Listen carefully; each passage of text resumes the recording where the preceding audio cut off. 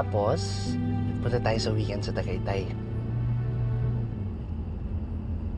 Bebe, kanina ka pa ganyan. You're giving me the cold shoulder. May problema ba tayo? Gusto mo dirty talk kita? Sorry na, bebe ko.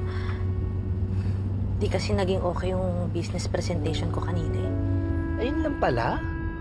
Akala ko naman kung ano. Anyway, Tagaytay this weekend. G? Dave, wag mong nilalang tong negosyo ko. Itong pangarap ko. Itong mga pangarap namin ng mga magulang ko. Kung para sa'yo kababawan to, sa akin hindi. Buhay ko to. Ang labo. Ang sensitive mo na yon.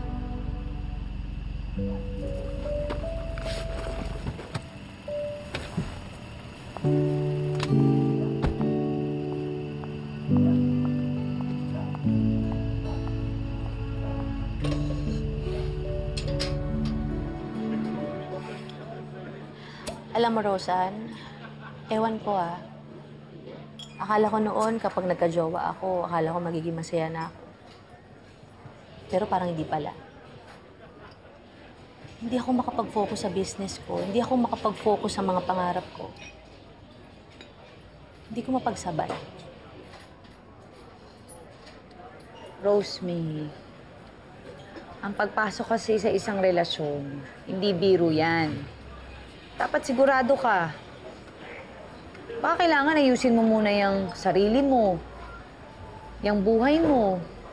Alam mo, bumalik ka na lang uli dun sa Single Bells get together. Kasi ako, dun ko nakita yung value ko as a person. Oo nga eh. Ikaw, Cecily, kamusta ka ba? Eh dito, parang sira. Ang sabi ko sa sarili ko, hindi na ako magmamahal.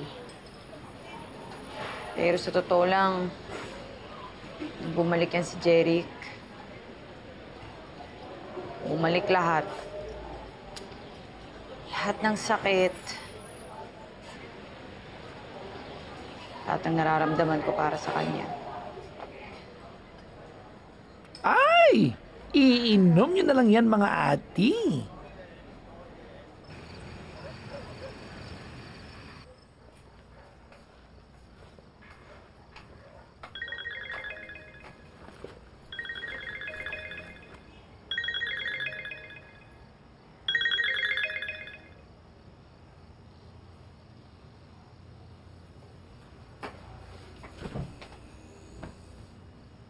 Sa totoo lang, mahal pa rin kita, gago. Kaya lang, ayoko nang masaktan. Baka hindi ko nakayanin. Mas okay na siguro to. Yung sigurado kung hindi ako masasaktan. Pero sa totoo lang, miss na kita. Miss ko na yung mga yakap mo.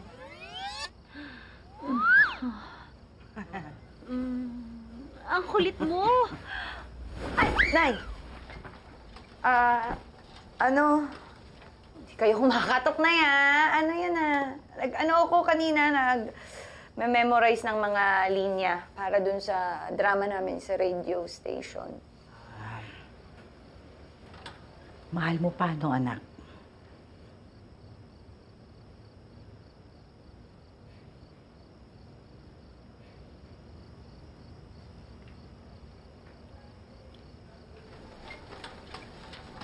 Roseanne, bakit hindi mo subukan uli? Diba, total, ngayon, nasa tamang edad na kayo. Hindi na kayo pwedeng paglayuin ng mga pakalamera niyang magulang. Nay, di ba, sinabi ko na sa inyo, ayoko na yung mga love life na yan. Ayaw mo ba yun? Magkakaayos kayo. O meron ka na makakasama sa buhay. Tapos magpapakasal kayo. Tapos magkakaapo na ako. Nay, napag-usapan na po natin yan. Try mo lang. Mabait na lalaki si Jeric. baka ngayon mas magiging maayos na ang lahat. Ay mo lang. Papangin lang po muna ako sa labas.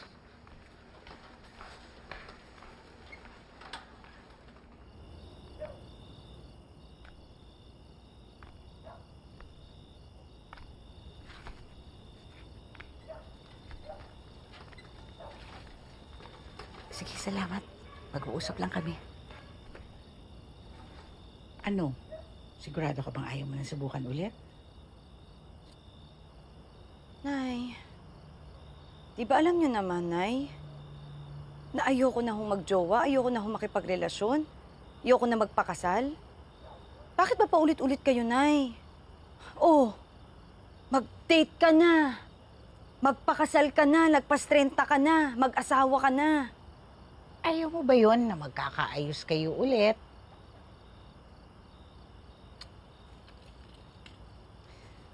Ay naman eh. Sorry, anak. Gusto ko lang naman maging masaya ka. Ayoko nakikita malungkot ka. Nay, hindi niyo naman ho kailangan kaawaan. Hindi naman po ako kawawa eh. Oo, single ako.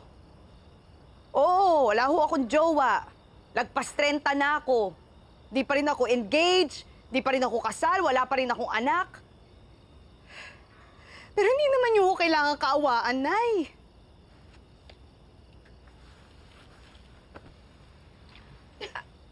Alam kong natatakot ka lang talaga.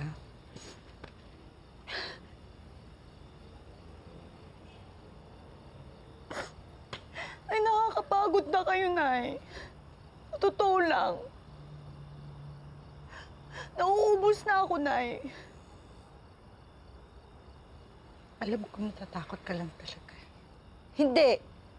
Hindi nyo alam, Nay. Kasi hindi naman ho kayo yung masasaktan dito eh. Kayo ba? Kayo ba yung iniwan? Kayo ba yung hindi sinipot? Kaya ang dali nyo lang sabihin, Nay, kasi hindi nyo alam. Alam ko, Rose Ann. Alam ko. Alam ko kasi nanay mo ako. Alam ko kasi anak kita. Alam ko kasi iniwan din ako ng hinayupak mong tatay, kaya alam ko. Huwag mo sabihin, hindi ko alam. Nirerespeto ko kung ayaw mo na magmahal, kung ayaw mo na magpakasal. Pero hindi yan ang totoo. Kami na nga tayo dito.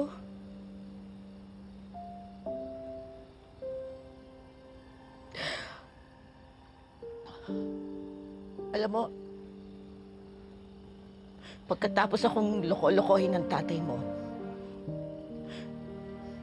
hindi lang kalahati ng katawan ko ang naparalisa, pati buong buhay ko, pati puso ko. Para na akong patay. Takot nang mabuhay. Takot nang sumugal.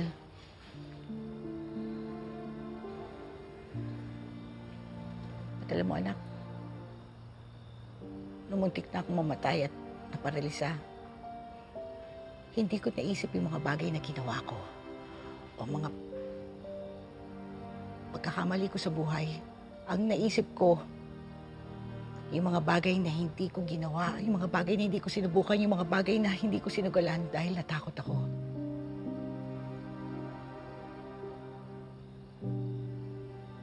Sa buhay pala,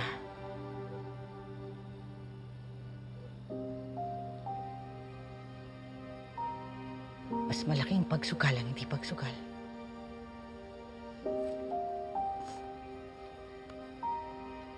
I'm sorry, Nay. Natakot ako magmahal. Hindi ka takot magmahal. Takot kang masaktan. At kung hindi ka handang masaktan, kahit kailan, hindi ka magiging handang magmahal.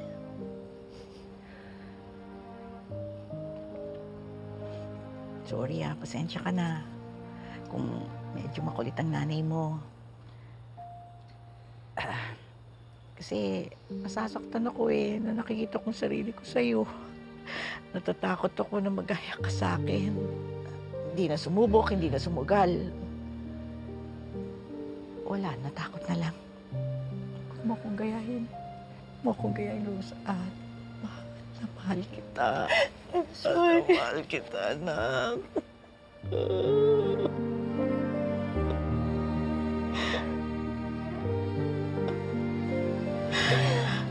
Mahal kita, Rose Ann. Sorry na. Sorry. Ngayon naman, magbibigay ng kanilang testimonya ang ating mga ka-single bells. Palakpakan natin sila! Ako ay isang single belle at isang single mother. Nahanap ko ang true happiness ko sa pinakamamahal kong anak. Ang sarap lang talagang maging isang nanay. Nahanap ko ang aking masayang relasyon sa aking Panginoon, sa Diyos ko. Ang pag-ibig niya sa akin ay walang kondisyon.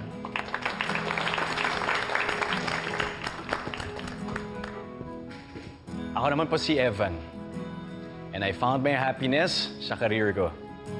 Pero lagi nilang sinasabi sa akin na pakasal ka na dahil 30 ka na, magkaanak ka na, magkapamilya ka na. Pero kailangan ba? Requirement ba yan? Iyan kasing pininiwala sa atin ng lipunan na kapag single ka, wala kang boyfriend o wala kang girlfriend, malungkot ka na. Being single does not mean you are lonely. Maaaring mag-isa, pero masaya. And also, being in a relationship doesn't always mean happiness. Maaaring iba sa atin, single forever by choice. O kaya single for now, dahil focus sa sarili, o kaya sa career. Pero kahit ano pa yan, sige lang, go lang. Pero para sa akin, para kay Evan, no one completes me. I complete myself.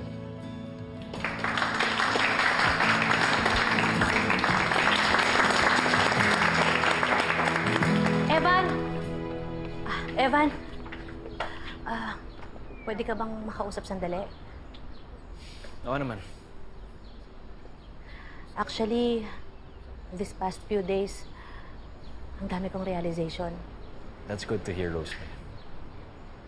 One more thing, Evan. Sana bigyan mo pa ako ng chance to do business with you. After kasi nangyari, Rosemary. Promise, ito na yung magiging priority ko. Magkukwit na ako sa work. No love life muna. I will give my 150 billion% sa business natin. Promise. Sige na nga. Try natin ulit. Yes! Evan, thank you! Thank you, Evan. Thank you. Dito sa resignation mo,